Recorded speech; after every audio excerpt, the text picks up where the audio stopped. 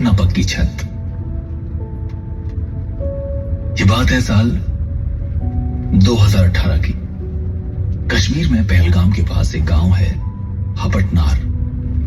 दूर पहाड़ियों में बसा एक छोटा सा गांव था। तो गांव में रहने वाले ज्यादातर लोग मजदूर थे। ये दिसंबर का महीना था। बर्फ इतनी गिर रही थी कि लोग अपने अपने घरों में दुबके हुए थे। निकलने के कुछ रास्ते तो बर्फ से बंद भी हो चुके थे। इसी गांव में एक घर था। घर क्या था, वो सिर्फ टूटी फूटी लकड़ी की 4 दीवारों का एक कमरा था और उसके ऊपर एक टिन की छत। इस घर के सबसे बड़े मेंबर थे मोइजुद्दीन भट्ट साहब, उम्र करीब 80 साल, और उनकी 70 साल की पत्नी रजा बेगम, एक बहू और उसके 2 छोटे छोटे बच्चे। मोइजुद्दीन साहब का एक बेटा भी था जो अनंतनाग में काम करता था। वो बेटा ही एक मात्र आमदनी का जरिया था जिससे पूरा घर चलता था। लेकिन 6-7 महीने से ना वो घर आया था और ना ही उसने पैसे भेजे थे। शुरू के कुछ दिन किसी तरह इस परिवार ने अपनी थोड़ी जमा पूंजी से काम चलाया, लेकिन वो भी इतनी कम थी कि 1 महीना भी गुजारा ना हुआ। घर के अकेले आदमी मोइजुद्दीन खुद ही थे। उम्र भी 80 साल और उनका एक हादसे के दौरान पैर भी कट चुका था। वो भी कुछ काम करने की कोशिश करते तो कर नहीं पाते थे। हालात ये हो चुके थे कि घर में बचा सारा राशन खत्म हो चुका था। ना काम ना आमदनी का कोई जरिया। कुछ दिन गांव वालों ने मदद की। मदद में थोड़ा चावल, थोड़ी दाल मिल पाती थी। उसमें कभी बड़े लोग भूखे रहते तो कभी बच्चे। गांव वाले भी मजदूर तो थे, आखिर वो भी कितनी मदद करते और कब तक। 2018 दिसंबर महीने के आते आते हालात बेहद खराब हो चुके थे। पूरा गांव 3-4 फीट बर्फ से गिर चुका था। रास्ते बंद हो चुके थे और मोइजुद्दीन का पूरा परिवार उस एक कमरे में बंद हो चुका था। खाने को एक दाना नहीं, कहीं से कोई मदद नहीं। परिवार को भूखे रहते हुए अब तक 3 दिन हो चुके थे। बड़े लोग तो किसी तरह अपने पेट पर हाथ रख के वक्त गुजार रहे थे, लेकिन 2 छोटे छोटे मासूम बच्चों को भूख से रोते हुए देखना मोइजुद्दीन के लिए बहुत मुश्किल था। लेकिन एक 80 साल का अपाहिज बुजुर्ग इंसान करे भी तो क्या। अब तो शायद सब इस बात का इंतजार कर रहे थे कि न जाने कब उस परिवार में किसकी सांसें थम जाएं।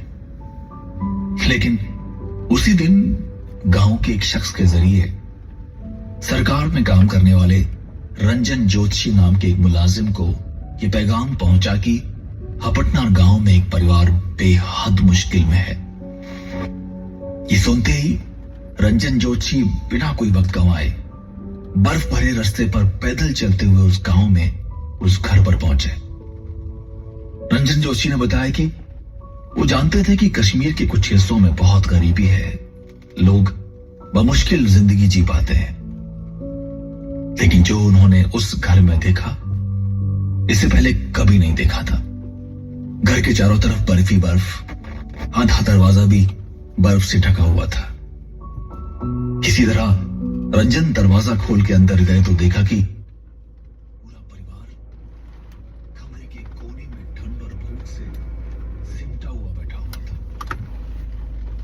सबके चेहरे देख के लग रहा था जैसे जम चुके हैं। सबके सब 3-4 दिन से भूखे थे। छोटे बच्चों के चेहरे देख के तो रंजन की आंखों में भी आंसू आ गए थे। सच ये था कि अगर कुछ और घंटे गुजर जाते तो शायद उन बच्चों का बचना मुश्किल था। रंजन अपने साथ कुछ ब्रेड्स, बिस्किट्स और थोड़ा खाना लेकर गए थे। उन्होंने तुरंत सबको खाना खिलाया और अपने साथियों की मदद से कुछ और राशन का इंतजाम किया। कई दिनों बाद खाना खा के उस परिवार को थोड़ी राहत मिली और कुछ नई सांसें। उस वक्त रंजन से जितना हो सका उन्होंने किया, लेकिन वो जानते थे कि उस परिवार के हालात इतने खराब थे कि वो मदद काफी नहीं थी, क्योंकि आमदनी का कोई जरिया नहीं था। रंजन को लगा कि इस परिवार के लिए कुछ तो अलग से करना पड़ेगा। ये सोचते हुए उन्होंने एक 30-40 सेकंड का एक छोटा सा वीडियो क्लिप बना के अपने फेसबुक पर डाल दिया और अपने दोस्तों से रिक्वेस्ट किया कि भाई जितना हो सके इस परिवार की मदद कीजिए। रंजन को उम्मीद थी कि कम से कम 30-40 हजार रुपए जरूर आ जाएंगे, लेकिन यह सुन के शायद हम यकीन न कर पाए। सिर्फ 4 दिन में उस परिवार के बैंक अकाउंट में 17 लाख रुपए आ चुके थे, जो राशन, घर की मरम्मत, बच्चों की पढ़ाई, सबके लिए काफी थे। और एक बार फिर यह साबित हुआ कि दुनिया कुछ भी कहे, लेकिन सच ये है कि हिंदुस्तान में आज भी सबसे बड़ा धर्म है इंसानियत।